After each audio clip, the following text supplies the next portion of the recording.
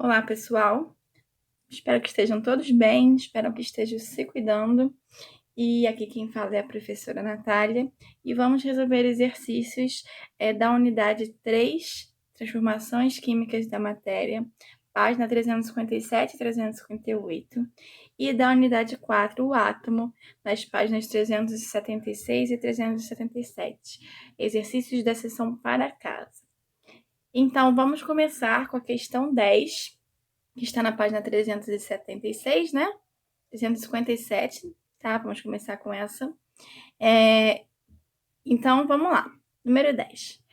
São exemplos de misturas heterogêneas, exceto...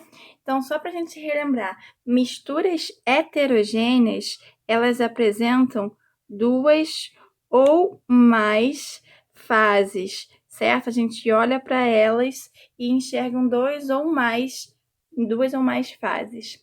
Então, na água e óleo, a gente sabe que água e óleo não se mistura, né? A gente vai ter o mais denso embaixo e o menos denso em cima, né? Mostrando as duas fases. Então, água e óleo é uma mistura homogênea. Gelo e água. Gelo e água, nós vamos ter a água no estado líquido, né? E os cubinhos de gelo sólidos, que são menos densos que a água, eles vão estar flutuando. Apesar de ser um sistema heterogêneo, não é uma mistura heterogênea, porque água e gelo são a mesma substância, tá? Então, aí nós temos um sistema heterogêneo formado por uma única substância, então aí nós não temos uma mistura, tá? Água e areia, a gente sabe que a areia não se solubiliza, né? Então ela vai ficar aqui no fundo, a gente vai enxergar a fase líquida e a fase sólida. E hexano e água, hexano é um solvente orgânico, assim como a gasolina, ele não se mistura em água, vai ficar do mesmo jeito que água e óleo, eles vão ficar separados em duas fases. Então, a nossa única alternativa que não temos uma mistura heterogênea é a alternativa B, porque nós não temos uma mistura. Aqui não é uma mistura, ok? É um sistema heterogêneo, mas não é uma mistura, certo? Então, vamos para a próxima, questão número 11. Analise as informações a seguir. Durante séculos, filósofos e alquimistas acreditaram que a matéria era constituída de 4 elementos fundamentais: terra, água, ar e fogo. Hoje, contudo, reconhecemos a existência de muito mais do que 4 elementos e alcançamos uma compreensão mais aprofundada sobre o que de fato são água, ar, terra e fogo. Sobre esse assunto são feitas as seguintes afirmativas. 1. A água é uma substância simples. Para a gente lembrar, substâncias simples são formadas por um único elemento químico.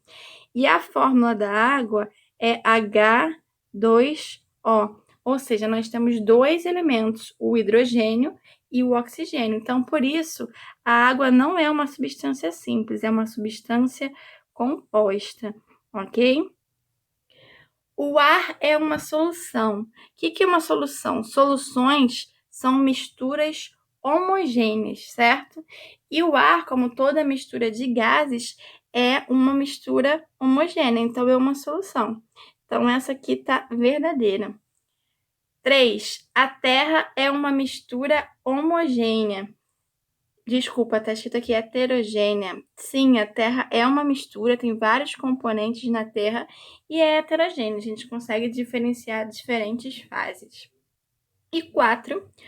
O fogo é uma reação redox endotérmica. Endotérmica. Reações endotérmicas são aquelas que absorvem calor, né? Absorvem calor. E, na verdade, o fogo, né, é uma reação que libera calor. Então, não é uma reação endotérmica, é uma reação exotérmica, certo? Então, a 4 está falsa. Então, as alternativas que nós temos que são verdadeiras são a 2 e a 3.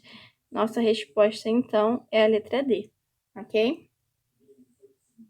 Questão número 14. Os diferentes tipos de matéria podem ser classificados em 2 grupos: substâncias puras ou misturas. E as substâncias puras podem ser ainda simples ou compostas. Considerando-se esse modo de classificação, pode-se afirmar que: afirmativa 1, o ar atmosférico é uma substância pura. Nós sabemos que não, né? Na verdade, a nossa atmosfera ela é composta predominantemente pelo gás nitrogênio. Depois, nós temos o gás oxigênio, 21%, né, do oxigênio, 78% do nitrogênio, e mais 1% de outros gases, certo? Então, aí a gente já está vendo que tem mais de uma substância pura, né? Então, o ar atmosférico é uma mistura, não uma substância pura. A água é uma substância simples, como nós falamos anteriormente, a fórmula da água é H2O, certo? Então, ela é uma substância composta. O sangue é uma mistura, sim. O sangue, a gente sabe que tem vários componentes. Nós temos a parte do plasma, nós temos as células, certo? Então, temos várias substâncias. Então, o sangue é uma mistura, sim. Essa aí tá verdadeira, eu vou marcar ela aqui. 8. Uma solução de açúcar é uma mistura. O que é uma solução? É uma mistura homogênea. No caso, quando a gente não está citando solvente, normalmente a gente tem a água. Então, nós temos aí a água mais o açúcar, certo? Formando essa solução, formando essa mistura homogênea. Então, nós temos uma mistura, sim. Número 8 está correta. 16. O oxigênio e o ozônio são substâncias distintas, embora constituídas por átomos de um mesmo elemento químico. O oxigênio, a fórmula dele é O2. Esse aqui é o gás oxigênio, o gás que nós respiramos. Ele é constituído por 2 átomos de oxigênio. Cada molécula de gás oxigênio é formada por 2 átomos de oxigênio.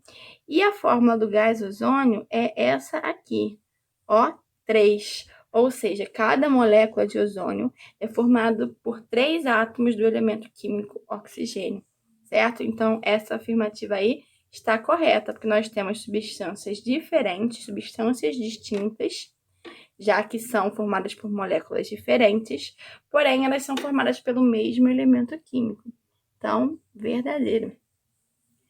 32. A matéria que contém 3 tipos de moléculas é uma substância composta.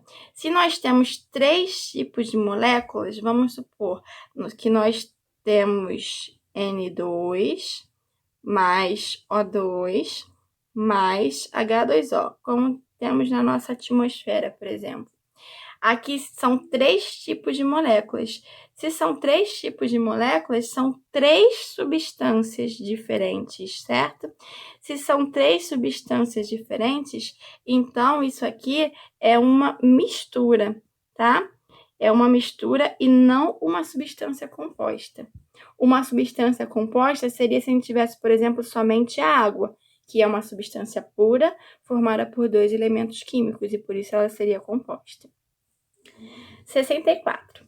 A matéria que contém apenas um tipo de molécula é uma substância simples, mesmo que cada molécula seja formada por átomos diferentes.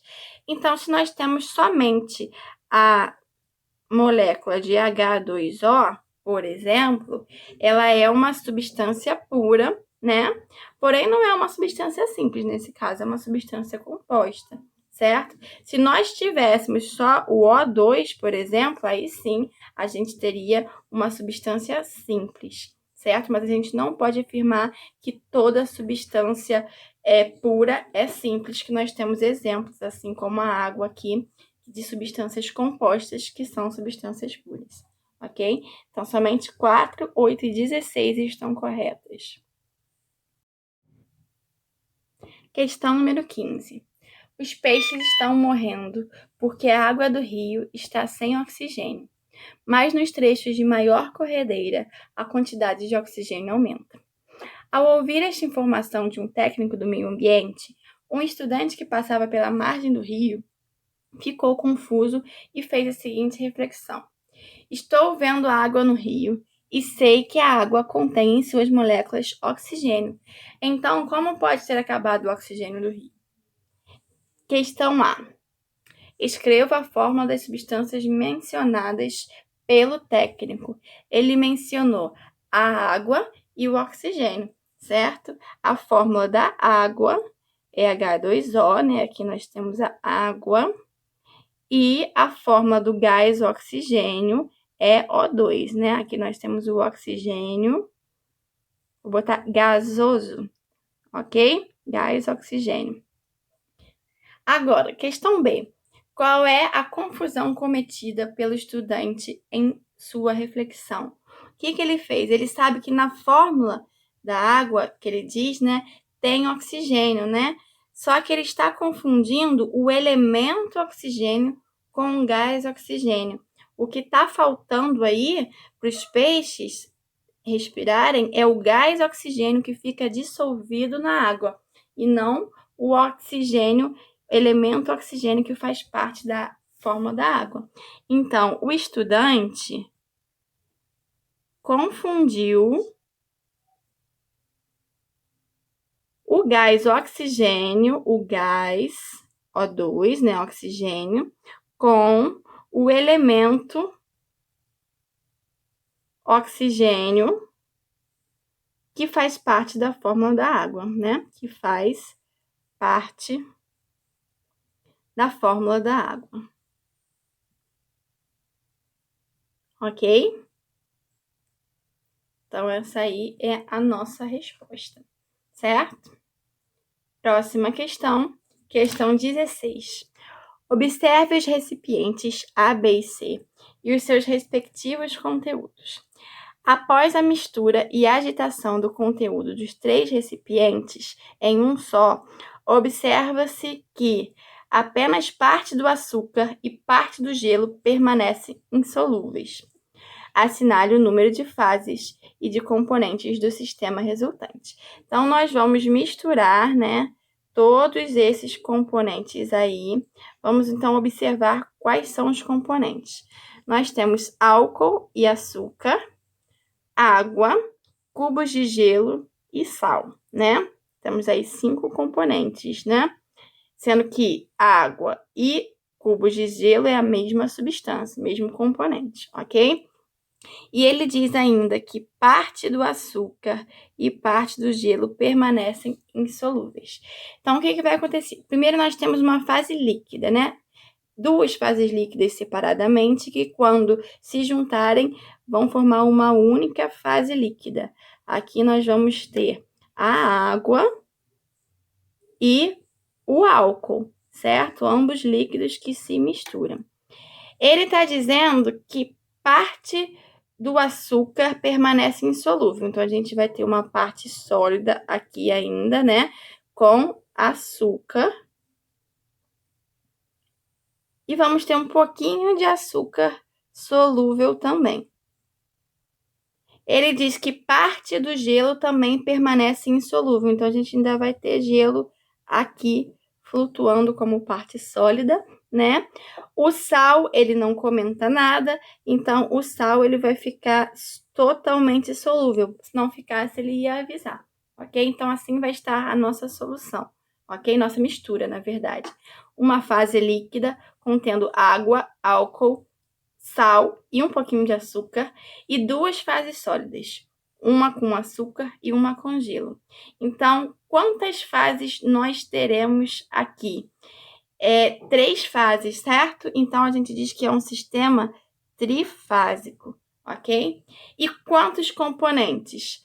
A água e o gelo são o mesmo, certo? Então, 1, água, 2, álcool, 3, sal, 4, açúcar.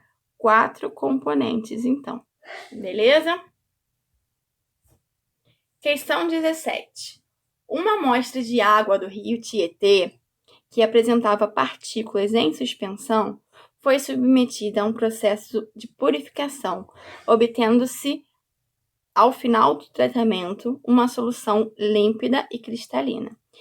Em relação às amostras de água antes e após o tratamento, podemos afirmar que correspondem respectivamente a... Então, vamos lá. Ele está dizendo que era uma amostra que apresentava partículas em suspensão. Então, nós tínhamos a água, né? E partículas em suspensão quer dizer que ela tinha partes sólidas em suspensão. Então, aqui a gente tem uma mistura. E como eu enxergo duas fases, essa mistura é heterogênea. Ok? Após o tratamento, ele diz que nós temos uma solução límpida. E uma solução, ela é composta, é uma mistura, né, homogênea. Toda solução é uma mistura homogênea. Então, essa água límpida aqui é uma mistura homogênea. Ok? Já que ele diz que é uma solução. Então, antes e após o tratamento, ok? Antes era uma mistura heterogênea e após uma mistura homogênea, como está escrito na letra D, ok? Questão número 12. A partir de agora, nós vamos resolver os exercícios da unidade 4, tá? Então, vamos fazer o exercício 12 da unidade 4, que está falando sobre o átomo, essa unidade, ok? Então, vamos lá. Assinale as afirmativas. A afirmativa que descreve adequadamente a teoria atômica de Dalton. Toda matéria é construída de átomos. Então, vamos lá, só relembrar que Dalton, ele dizia que o átomo era uma esfera maciça, né? Como uma bola de bilhar, né? Então, ela é uma esfera maciça. E que essa esfera, esse átomo, ele era indivisível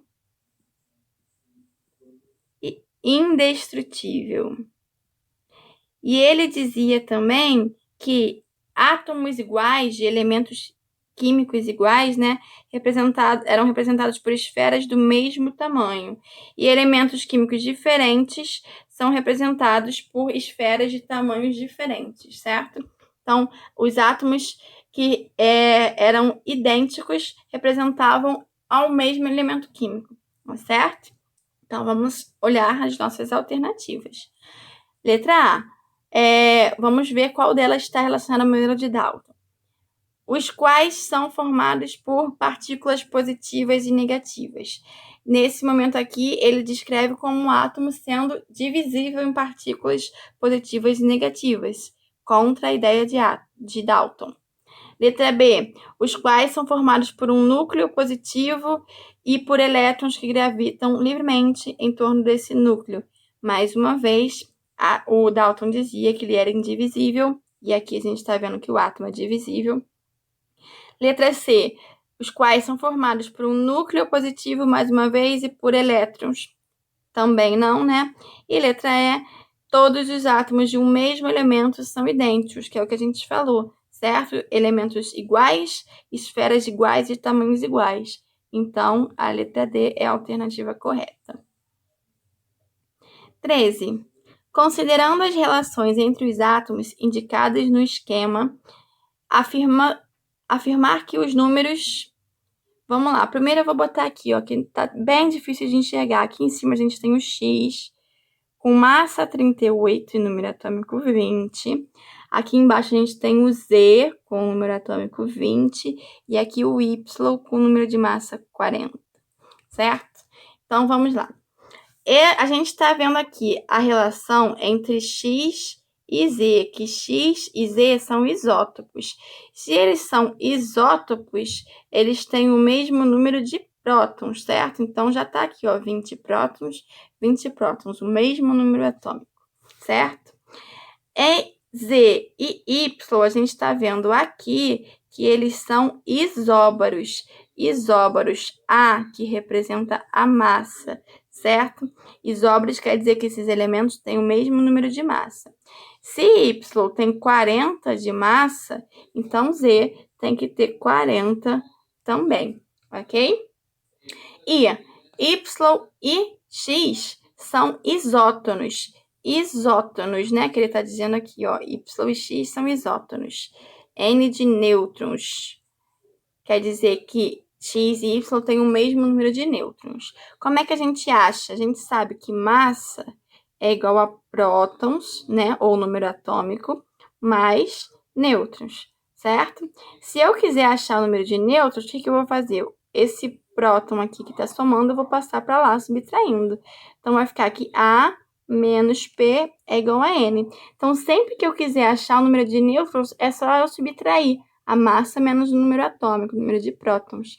Então, 38 menos 20 dá 18. Se aqui eu tenho 18 nêutrons em X e ele é isótono de Y, eu também vou ter que ter 18 nêutrons aqui em Y, certo? Como é que a gente vai achar o número atômico de Y? Colocando na nossa formulazinha aqui, ó. Posso escolher tanto a de cima quanto a de baixo, que são a mesma fórmula, né? A gente tem que a massa é 40, que o número de prótons a gente não sabe, a gente vai repetir. O número de nêutrons é 18, certo? Para eu descobrir o número de prótons, eu vou fazer 40 menos 18, certo? Então, prótons é igual 40 menos 10, 30 menos 8, 22 prótons. Esse é o número atômico aqui de Y, certo? Então, vamos analisar as alternativas. A massa de Y é 40. Verdadeiro. Aqui, ó, massa de Y 40. A massa de Z é 20. Não, a massa de Z é 40 também. Essa tá falsa. O número de prótons de Y é 22. A gente achou aqui, ó, 22 prótons. Verdadeiro. O número de nêutrons de X é 20. Não, ó, a gente achou 18 nêutrons, certo? O número de nêutrons de Z é 20. Para a gente achar o número de nêutrons, a gente vai subtrair aqui 40 menos 20 e dá 25. Então, essa também está verdadeira.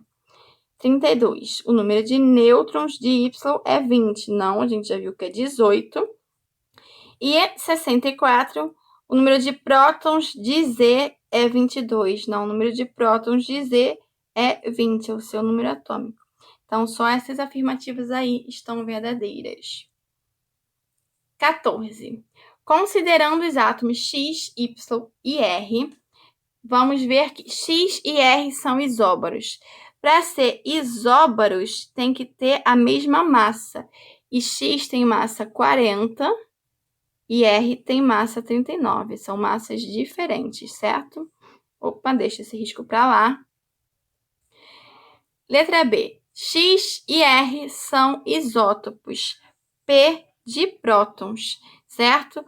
P de prótons quer dizer que eles têm o mesmo número de prótons, ou seja, o mesmo número atômico.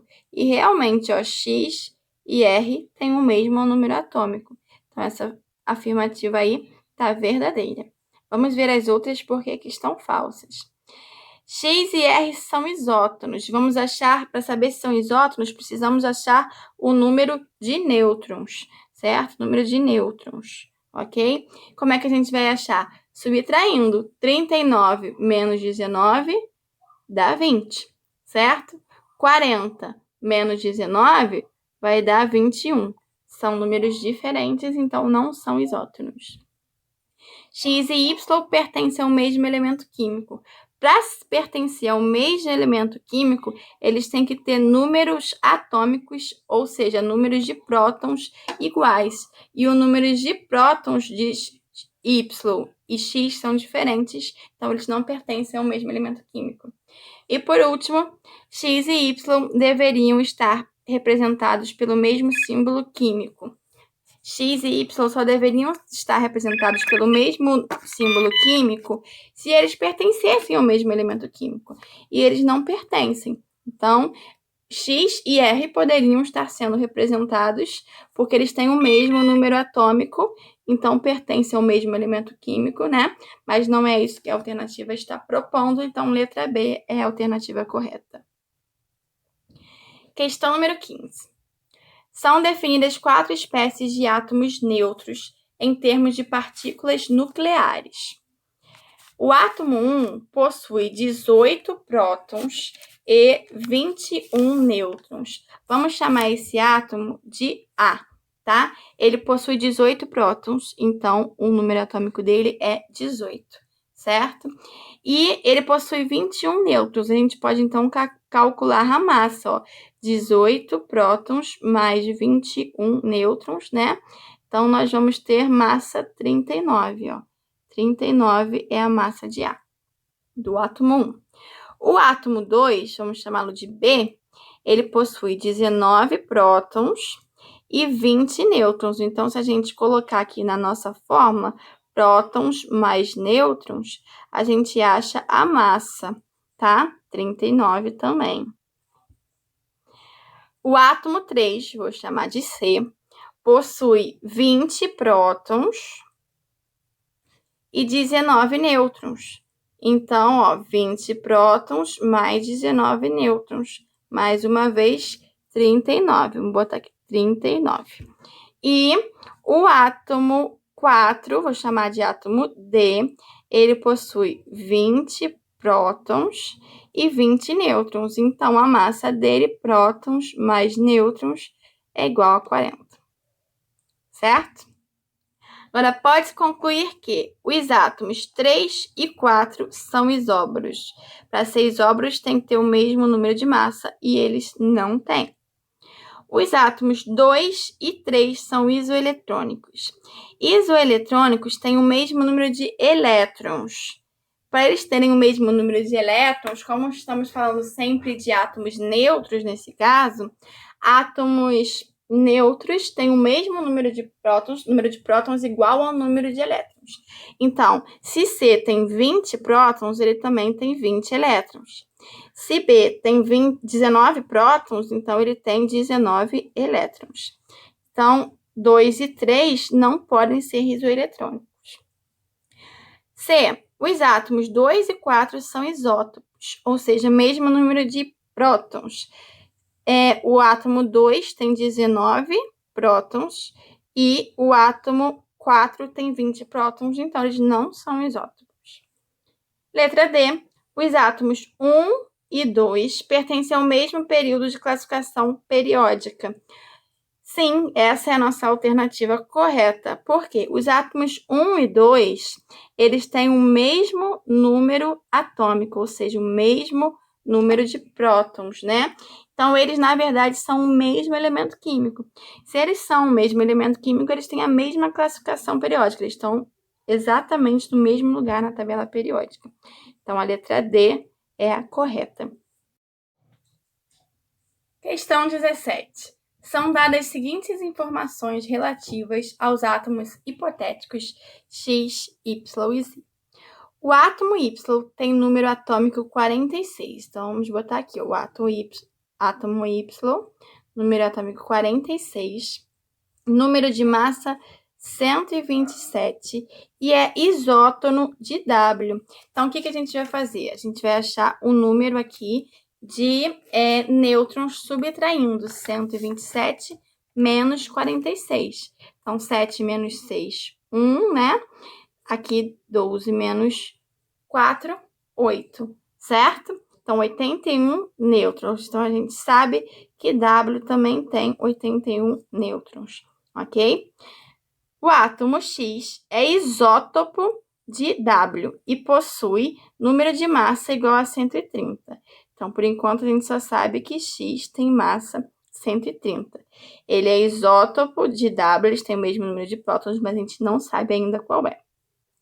E o número de massa de W é 128. Então, eu vou colocar aqui, ó, 128 é o número de massa de W, né? O que a gente tem que fazer agora? A gente tem que descobrir qual é o número de prótons aqui do W, né? Para isso, o que a gente vai fazer? A gente vai jogar na fórmula, ó. Massa é igual a prótons mais nêutrons, certo? A massa é 128, número de prótons nós queremos saber e o número de nêutrons é 81. Então, como é que a gente vai resolver? o número de prótons vai ser a massa menos o número de nêutrons, ok? Então, prótons vai ser igual a 47. 47 é o meu número atômico. Como ele disse lá que X é isótopo de W, certo? Então, X também tem 47 prótons, certo? Então, vamos lá. Com essas informações, é correto incluir que o número atômico de X é 47, que é a nossa resposta, ok? Então, na aula de hoje é só. Vejo vocês na semana que vem. Até lá!